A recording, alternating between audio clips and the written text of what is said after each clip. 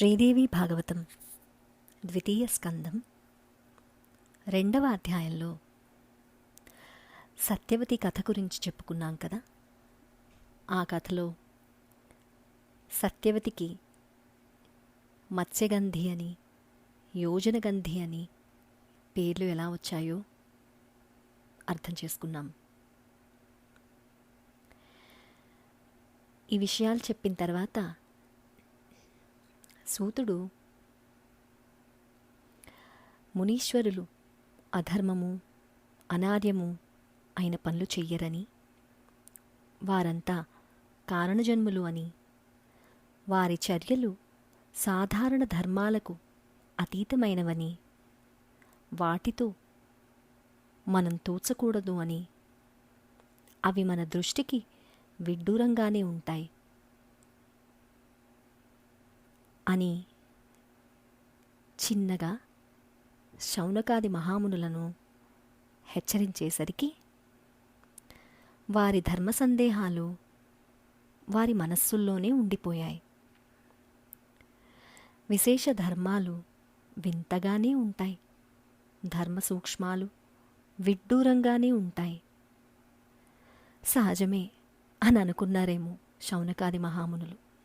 కానీ కథాపరంగా వారికి మిగిలిన మరికొన్ని సందేహాలను మాత్రం సూత మహామునిని అడిగారు.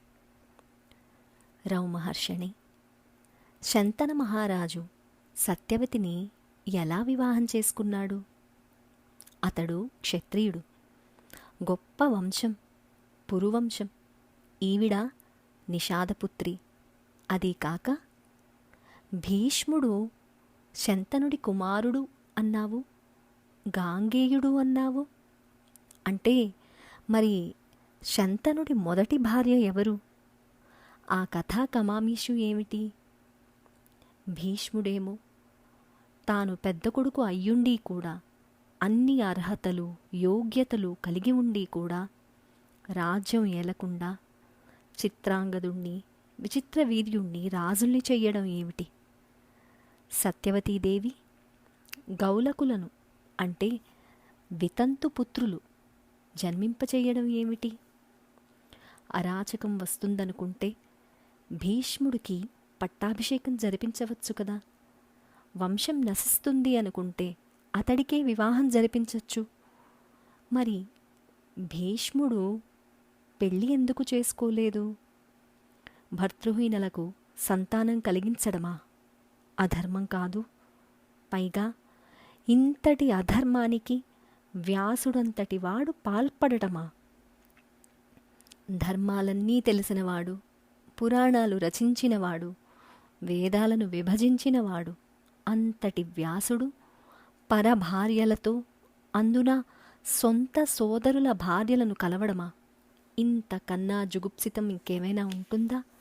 అసలు ఎలా చెయ్యగలిగాడు అని శౌనకాదులు చాలా తీవ్రంగా స్పందించారు. ప్రశ్నల వర్షాన్ని కురిపించారు. పైగా ఇది నైమిషారణ్యం, పరమ పవిత్రమైన ప్రదేశం. నువ్వేమో వ్యాస శిష్యుడివి, మహామేధావివి, సందేహాలు తీర్చాల్సిందే అన్నారు. వీరి ధర్మదృష్టికి, పట్టుదలకు, శుశ్రూషకు అంటే వినాలనే కోరికకు సూతుడు ఎంతో పొంగిపోయాడు. సరే, వివరణ ఇస్తాను అని దూకుడుగా అందుకున్నాడు.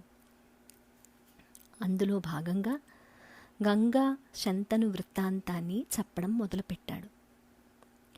ఇక్ష్వాకు వంశంలో మహాభిషుడు అనే చక్రవర్తి ఉండేవాడు.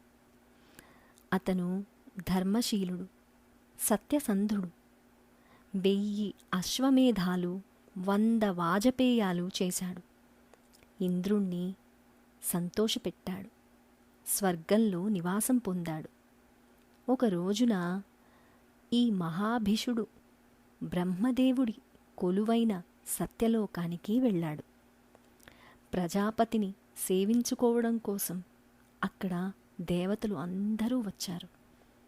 మహానది అయిన గంగాదేవి కూడా అక్కడికి వచ్చింది. ఆ సంరంభంలో గాలి తాకిడికి ఆవిడ పైట జారింది. గమనించినట్టు లేదు. చూడడం తప్పు అని దేవతలంతా చూపులు మరల్చుకున్నారు. అసలే అనిమిషులాయే ముఖాలు దించుకున్నారు. మహాభిషుడు మాత్రం నిస్సంకోచంగా తదేక దీక్షగా చూస్తూ నిలబడ్డాడు. అతడి చూపుల్లో అనురక్తిని గుర్తించిన గంగాదేవి తాను కూడా అనురక్త అయ్యింది. ప్రేమ అంకురించి కామమోహిత అయ్యింది. సిగ్గుకి సిగ్గు వచ్చి పారిపోయింది. ఇద్దరూ పరిసరాలు మర్చిపోయారు. ఒకరినొకరు చూసుకుంటూ మైమరచి అలా నిలిచిపోయారు. ఇది చూసిన బ్రహ్మదేవుడికి కోపం వచ్చింది. మర్త్యలోకంలో జన్మించండి అని ఇద్దరినీ శపించాడు.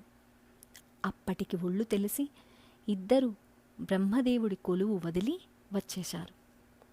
మహాభిషుడు భూలోకంలో ధర్మతత్పరులను వెతికి వెతికి పురువంశంలో ప్రతీప మహారాజుకు పుత్రుడుగా జన్మించాడు. ఆ కాలంలో అష్టవసువులు తమ భార్యలతో కలిసి ఆకాశంలో స్వేచ్ఛగా విహరిస్తూ వశిష్ఠుడి ఆశ్రమ ప్రాంతానికి వచ్చారు. అందులో ఒక వసువు పేరు ద్యౌః అంటే ద్యువు. అతడి భార్య వశిష్ఠాశ్రమంలో నందినీ ధేనువును చూసింది. ఇది ఎవరి ఆవు అని ప్రశ్నించింది. వశిష్ఠుల వారిది అని చెప్పి ఊరుకోకుండా ద్యువు దాని విశిష్టతలు కూడా చెప్పాడు. ఇది దివ్యధేనువు. దీని పాలు త్రాగిన వారికి దీర్ఘాయువు, నిత్య యవ్వనము సిద్ధిస్తాయి అన్నాడు. అయితే ప్రియా, నా ఇష్టసఖి ఉషీనర పుత్రి మృత్యులోకంలో ఉంది. ఆమె కోసం దూడతో సహా ఈ గోవును తీసుకుపోదాం. దీని పాలు త్రాగి జరారోగ పీడలు వదిలించుకుని నా స్నేహితురాలు మళ్ళీ మనలో ఒకతే అవుతుంది.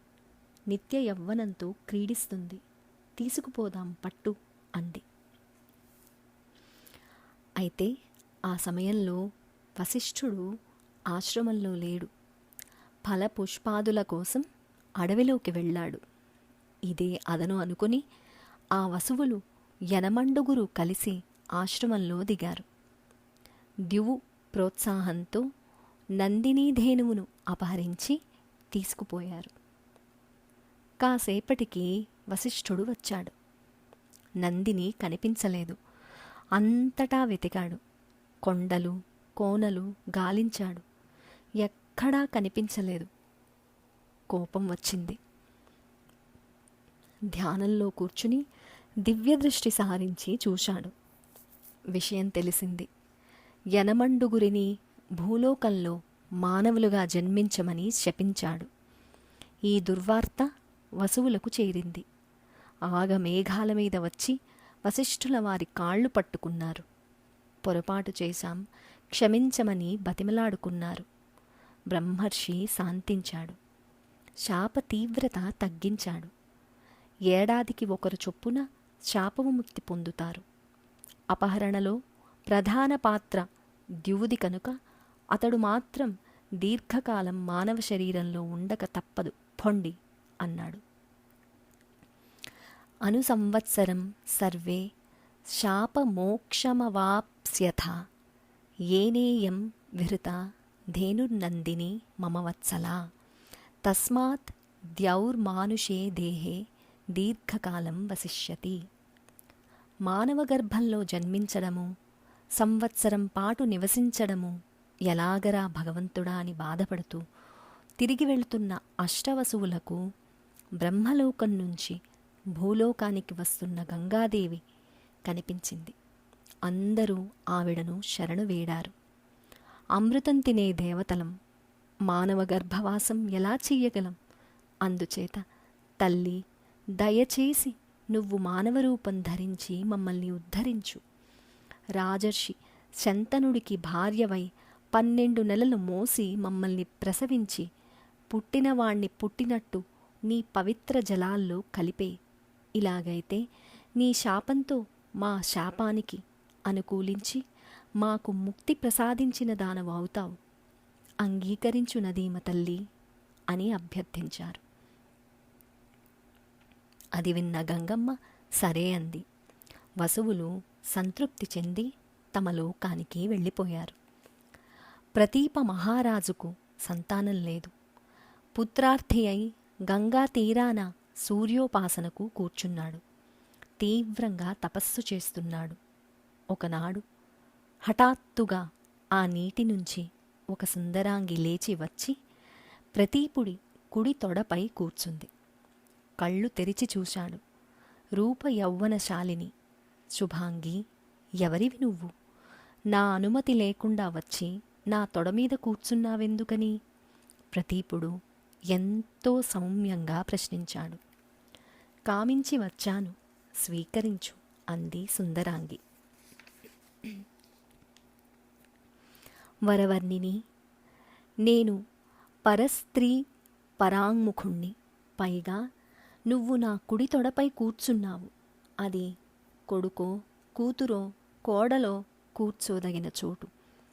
స్థితా దక్షిణ మూరుం మే సమాశ్లిష్య చ భామిని అపత్యానాం స్నుషాణాం చ స్థానం విద్ధి శుచిస్మితే. అందుచేత కొడుకు పుడితే నువ్వు నాకు కోడలివి అవుదువు గాని నీ పుణ్యాన అయినా నాకు కొడుకు పుడతాడు. సంశయం లేదు అన్నాడు ప్రతీపుడు. సుందరాంగి సరే అంది. వెళ్ళిపోయింది.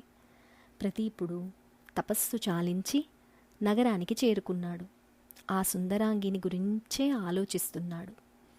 కొంతకాలానికి ప్రతీపుడి అంతఃపురం కళకళలాడింది. కొడుకు పుట్టాడు. అల్లారు ముద్దుగా పెరిగి పెద్దవాడయ్యాడు. అతడే శంతనుడు. రాజ్యం అతడికి అప్పగించి వానప్రస్థానికి పోదామని ప్రతీపుడు నిర్ణయించుకున్నాడు. కొడుకుని పిలిచి అలనాటి సుందరాంగి వృత్తాంతం చెప్పాడు. నువ్వు ఏ వేట కోసమో ఏ అడవులకో వెళ్ళినప్పుడు ఆ సుహాసిని నీ దగ్గరికి వస్తుంది. కామార్తను అంటుంది. తిరస్కరించకు. ఎవరివి నువ్వు అని ప్రశ్నించకు. ధర్మపత్నిగా స్వీకరించు, సుఖించు. ఇది నా ఆజ్ఞ అని చెప్పేసి ప్రతీపుడు శంతనుడికి రాజ్యం అప్పగించి అడవులకు వెళ్ళిపోయాడు. ఆదిశక్తిని పరాంబికను అటుపైన ఉపాసించి మోక్షాన్ని పొందాడు. ఇక్కడితో శ్రీదేవి భాగవతం 2వ స్కంధం 3వ అధ్యాయం ముగిసింది.